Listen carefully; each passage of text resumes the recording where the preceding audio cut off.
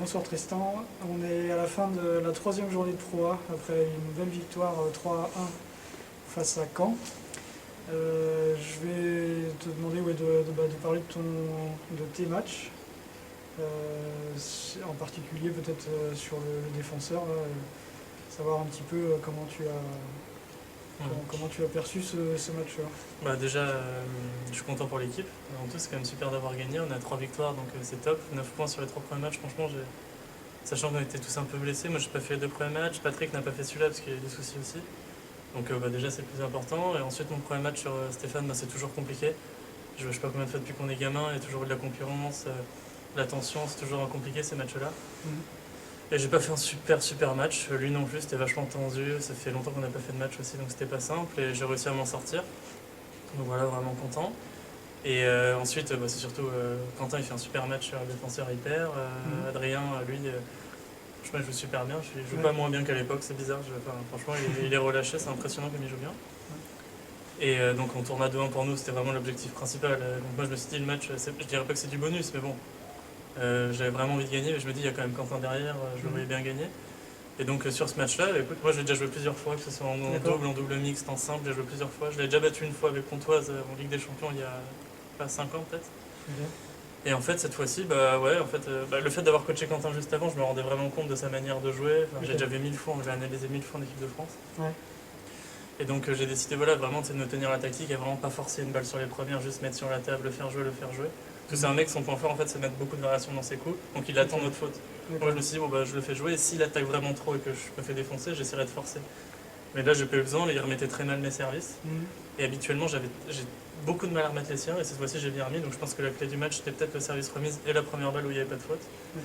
Et ensuite ça s'est bien goupillé, les matchs comme ça, j'ai gagné mon premier match, j'étais en confiance, donc faut en profiter, faut emmagasiner ça pour que les prochains matchs on soit vraiment performant, quoi. On a franchement plus 3 Français, beau, même si Patrick est génial dans l'équipe, on n'a pas notre numéro 1, faut savoir, donc il est en Chine, le pauvre.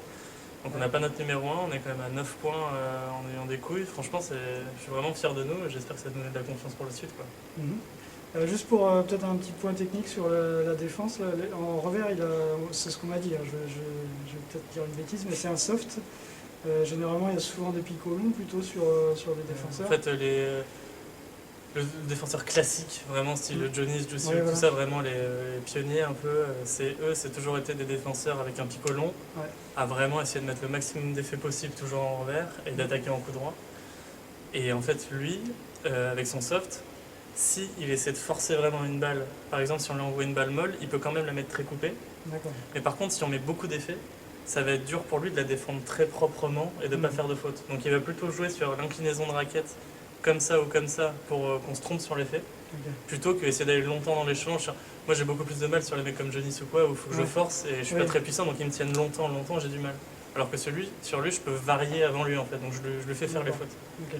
Donc, mais il y en a de plus en plus. En Chine, il y en a beaucoup qui jouent comme ça. Lui, c'était un des premiers. J'ai déjà vu qu'on était cadet, lui, à l'époque. Et il y en a aussi. Il y avait un japonais, Muramatsu, qui était très fort. Donc, leur point fort, c'est vraiment le service remise et la variation. Et évidemment, son coup droit. Il attaque mieux que moi en coup droit, je pense. Donc,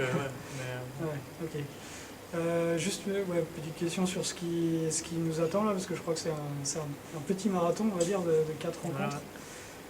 Avant la Ligue des Champions, après, est-ce que tu peux nous parler de ça ? Là on va enchaîner, il me semble qu'on joue mercredi, je crois qu'on joue vendredi, mardi, vendredi, quelque chose comme ça. C'est ça.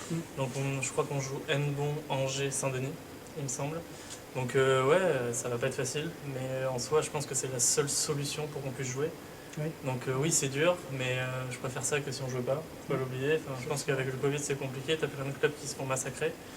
Donc quand on gagne c'est facile de dire on a envie de jouer, bien sûr si on avait perdu peut-être je dirais pas ça, mais franchement c'est génial, il faut continuer comme ça quoi, tout simplement, et j'espère que sur les prochains matchs qui vont arriver, bien sûr le résultat c'est important, mais j'espère qu'on va garder une bonne dynamique pour qu'après on part en Ligue des Champions. Donc en Ligue des Champions en plus franchement on a une poule plutôt favorable, faut le dire, on a quand même de la chance. Pire, ça aurait vraiment pu être pire, même Sarrebruck c'est pas Orenbourg, ni Katerinburg, ni Düsseldorf, donc il faut pas oublier, ils sont quand même, ils sont beaucoup plus forts que nous, mais bon, ils sont quand même C'est une bonne prenables. équipe, c'est sûr, mais Il n'y a pas d'aller-retour, Ouais. donc sur un match, on sait jamais ce qui peut se passer.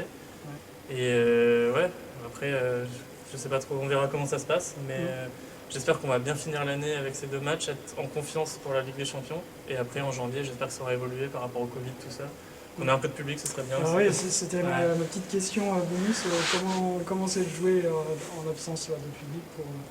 Je dirais qu'il y a 2 choses, c'est-à-dire que vu que ça fait longtemps que j'ai pas fait de match, Ouais.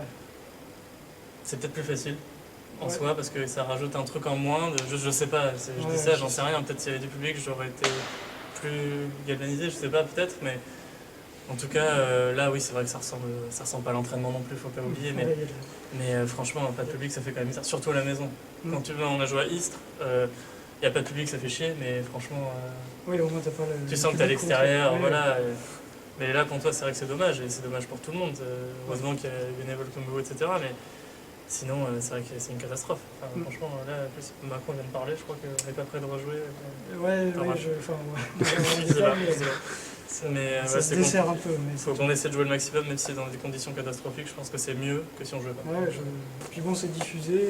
Voilà, c'est ça, évidemment, on ne perçoit pas dans la salle, mais bon, au moins il y a cette diffusion qui permet aux gens de suivre tout. Bah oui, bah heureusement. Franchement, c'est la fin du ping-pong. Je te remercie, Tristan. Ouais, pas de soucis.